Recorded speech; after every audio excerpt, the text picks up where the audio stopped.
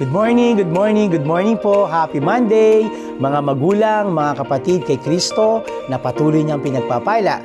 Natapos po ang ating masayang pagsamba kahapon, ating pong papurihan ng Panginoon sa umagang ito. Kaya't narito po tayong lahat upang ating pasalamatan ng ating Diyos. Halina't muli natin buksan ang isang linggo na punong-puno ng pag-asa, ligaya at saya kung si Jesus ay kasama. Ako po muli ang iyong devotional leader, Pastor Edgar Quinsayas, sa umagang ito.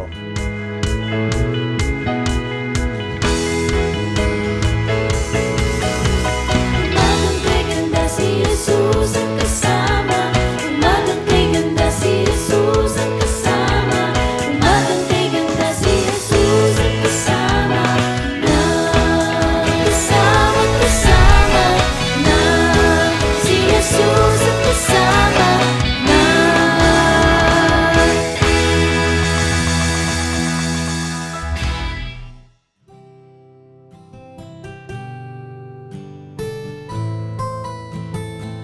Samahan niyo po akong umawit mga kapatid sa umagang ito. Isang papuring pagsambang awitin para sa Panginoon.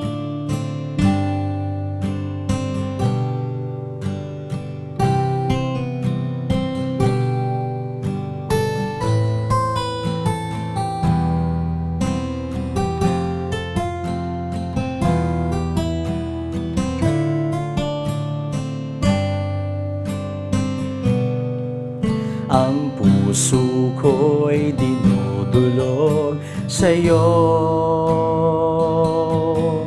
nagpapakumbaba, nagsusumamo, paging dapatin mo. Ikaw ay mamasdan, makaniikat, sa'yo ay pumisan. Ang puso ko'y dinudulog sa'yo,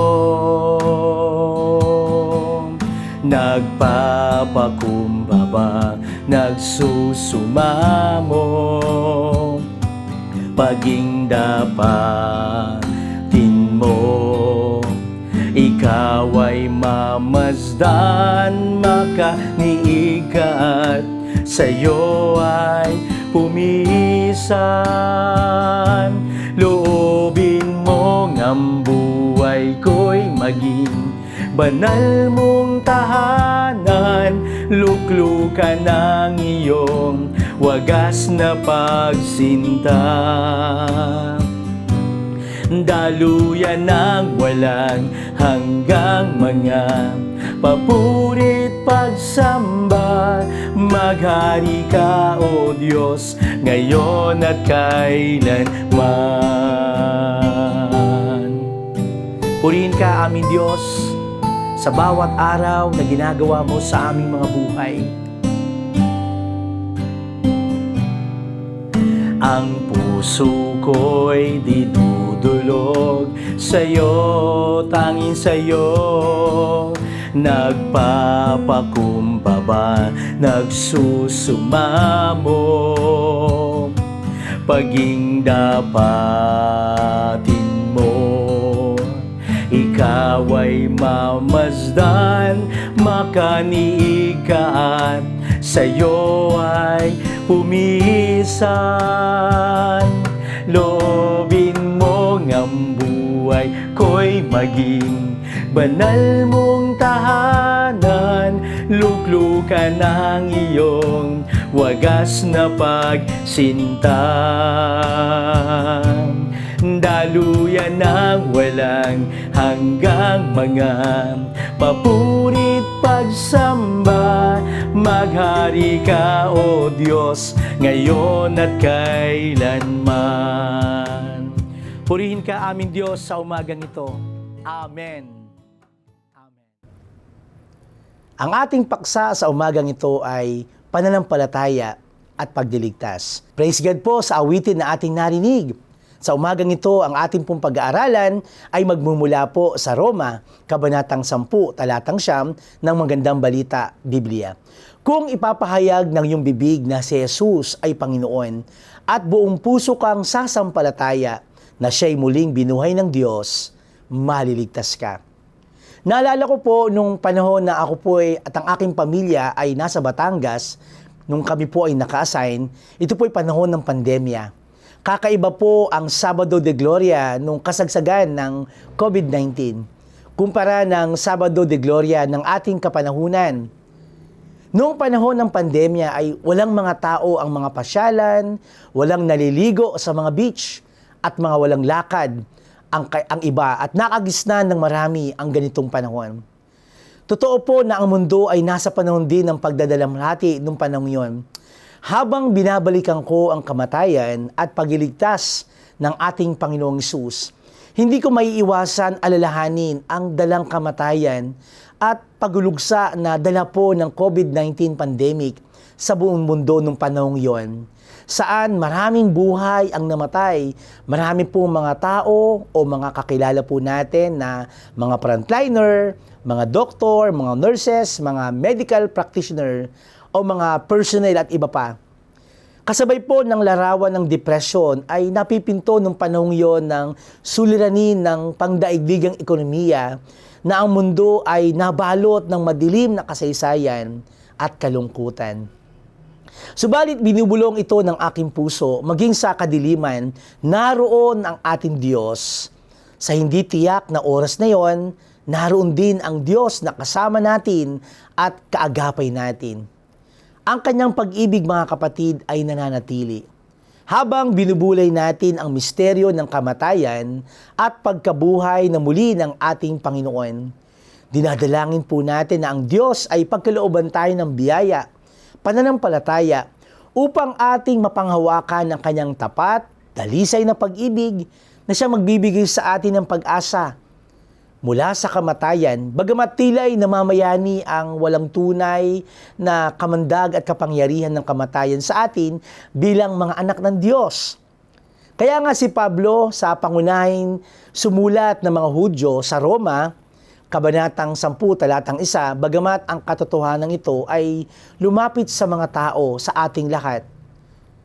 Ang kanyang kapwa mga Hudyo ay hindi ligtas magpakailanman dahil tinanggihan nila ang katuwiran ng ating Panginoong Hesus habang sila ay nagtatag ng kanilang katuwiran, sariling katuwiran. Katulad po ng ating binasa sa Roma, Kabanatang 10, talatang 9, kung ipapahayag ng iyong bibig na si Jesus ang Panginoon at buong puso kang sasampalataya na siya'y muling binuhay ng Diyos, maliligtas ka. Ang mga Hudyo ay kailangan din ng mananampalataya na muling nabuhay o manampalataya na muling mabuhay ang ating Panginoong Jesucristo bilang Mesayas. Sa madaling salita, kailangan nilang ipahayag ito na aminin si Jesus lamang ang makapagbibigay sa kanila ng katuwiran. Alam natin mga kapatid na ang kaligtasan ay biyaya sa pamamagitan ng kaloob ng pananampalataya, Ephesians chapter 2 verse 8 and 9, hindi sa pamamagitan ng mga salitang ating sinasabi. Kaya nga, kagaya ng ibang katuruan ng kasulatan, napakahalaga po ng konteksto upang maunawaan natin ng tama ang Roma, Kabanatang 10. Noong sinulat po ang aklat ng Roma, kung tatanggap ang isang tao na si Kristo at ipapahayag ng kanilang labi na ang ating Panginoong Hesus ay bilang kanilang Panginoon, tipikal na sila ay magbubunga nito ng pag-uusig at sa huli ay kamatayan. Nung panahong yon, ang pagyakap sa katuruan ni Kristo at pagpapahayag na siya ang Panginoon sa kabila ng kaalaman na darating ang pag-uusig ay isang indikasyon ng tunay na karasan at kaligtasan sa gawain ng banal na espiritu ng tao. Bihira po ang nagpapahayag ng pananampalataya sa publiko kung nakataya ang buhay na ito, ang sitwasyon ng mga mananampalataya noong unang siglo. Ang salitang maliligtas ka ay hindi isang kondisyon sa kaligtasan sa pamamagitan ng pagpapahayag ng pananampalataya sa bibig. Sa halip, ito ay tiyak na katotohanan na walang taong makapagpapahayag ng pananampalataya sa publiko at inilalagay sa panganib ang sariling buhay malibang tunay siyang naligtas. Subalit ang pangako ng katuwiran ng Diyos at kaligtasan, ang konteksto ng Roma Kabanatang 10 ay hindi po eksklusibo sa mga Hudyo. Ang pananaw na ito ay na interpretasyon ng kaligtasan bilang temporal lamang na tinuro gamit ni Pablo sa kabilang dako bilang pangako sa Israel ang pagliligtas mula sa kanilang mga kaaway sa huling araw. Marahil po ay ginamit ni Pablo bilang isang pangkalahatang prinsipyo na ang lahat ng tumawag o manampalataya sa Diyos para sa kanilang kaligtasan, kabilang po ang eternal na kaligtasan, ay magkaroon ng katugunan ng kanilang pananampalataya.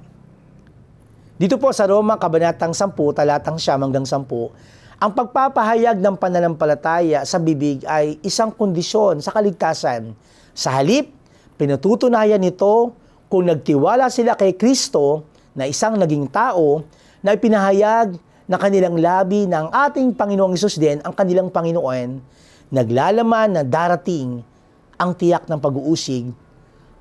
Ang taong iyon ay nagpapakita ng ebidensya ng kaligtasan. Totoo po, nung panahon niyon sila po'y pinag-uusig. Sa kanilang pagtanggap sa ating Panginoon bilang Panginoon na tagapagligtas, kinikilala natin din sa ating kapanahunan mula sa mga patay ay napagtagumpayan ng kamatayan. At dito'y nagsisimula ang paghahari ng Diyos sa atin. Kaya nung tayo ay namuhay sa kabanalan, katuwiran, maraming hamon sa ating buhay nung tinanggap natin ang ating Panginoon. Kaya nga dito, mga anak ng Diyos, sa umagang ito, ang ating pagtanggap sa ating Panginoon, ito po'y hudyat din ng ating tagumpay mula sa ating dating buhay, at muli niya tayong binigyan ng buhay at katiyakan. At meron pong pinagagawang misyon ng ating Panginoon nung ating siyang tinanggap. Ikalat sa buong mundo ang paalala ng kanyang muling pagkabuhay, kabutihan, pagmamahal, at pagliligtas. Na ang lahat ng tumawag manampalataya kay Kristo bilang kanilang Diyos, ating Diyos, bilang tagapagligtas para sa kaligtasan ng lahat, at magkaroon ng katugunan ang kanilang pananampalataya. Mga kapatid, sa aking pagwawakas, sa ating pagsunod, nawa patuloy tayo na magpasakop sa paghahari ng ating Diyos. At hayaan po natin na patuloy na maghari ang ating Panginoon sa ating buhay, pamilya, iglesia o pamayanan upang ipahayag natin ang pagmamahal at pagliligtas ng ating Panginoong Hesus. Tayo po ay manalangin sa umagang ito. Maghari ka, O Panginoon, sa aming daigdig o sa daigdig na ito. Magsimula ang aming personal na buhay sa iyo, ang aming pagkakilala sa iyo. Tulungan mo po kami na patuloy namin ipahayag ng aming mga bibig na Ikaw, aming Panginoong Hesus, bilang aming Diyos, at buong puso ka namin sama-sama tanggapin. Patuloy kaming sumampalataya na Ikaw ay muling nabuhay mula sa mga patay, kami at aming buong sambahayan ay maliligtas. O Panginoon, dumating ka sa aming buhay, patuloy mo kaming pagharian, at patuloy mo makita kami na patuloy kaming sumusunod sa iyo, nananampalataya sa iyo, at hindi kami mahiya, hindi kami matatakot, Panginoon, na ipahayag kung papaano ka nabuhay sa amin, kung papaano mo kami binago, at kung papaano po namin naranasan ang iyong dakilang pag-ibig. Totoo, Lord, marami kang ginawa sa amin, mga kamanghamangang pagliligtas sa kaming makasalanan, Panginoon. Subalit nung kami, Ama, ay patuloy na sumampalataya sa iyo, kami iyong binuhay, kami iyong binago, at patuloy kaming lumalakad sa nais mo. Purihin ka, Panginoon. Pagpalain mo, Ama, ang mga anak mong nanonood, nag-worship, saan man silang dako naroon, maging dito sa Pilipinas, maging sa ibayong dagat. Nawa, Lord, hindi kami matatakot na ipahayag na Ikaw ay nabuhay mula sa mga patay at Ikaw ay aming tinanggap sa aming puso bilang aming Diyos at tagapagligtas ng aming buhay. Pagpalain mo, Panginoon, ang aking kapatid na ito at maranasan niya ang patuloy na pagtatagumpay bilang iyong anak. Ito po ang aming panalangin sa ngalan ni Kristo. Amen. Amen. Amen.